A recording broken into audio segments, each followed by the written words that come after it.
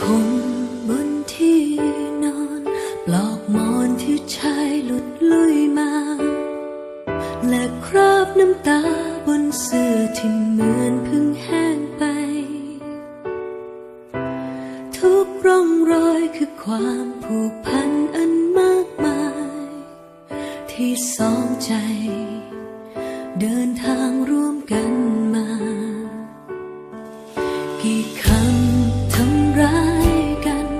อีกกี่อาการทำร้ายใจหักลบเท่าไรยังเหลือความรักในสายตาภาพดีๆที่มีต่อกันมันมากกว่ารู้แล้วว่าทำไมถึงทนได้ไม่ว่าเป็นคืนอ่อนหวานหรือเป็นวันอ่อนล้าไม่ว่ามันจะดีจะแล้วร้ายสิ่งเหล่านั้นฉันรักมันทุกวินาทีแม้วันนี้เหมือนเธอจะพลาดลืมไปเพื่อคนรักต้องอดทนเหตุผลมันยิ่งใหญ่และใจฉันเลือกแล้ว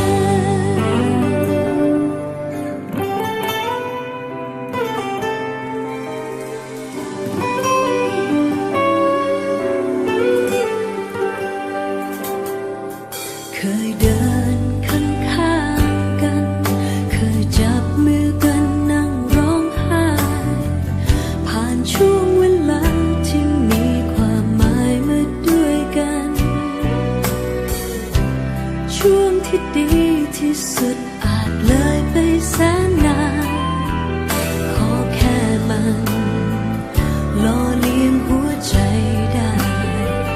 ไม่ว่าเป็นคืนอ่อนหวานหรือเป็นวัน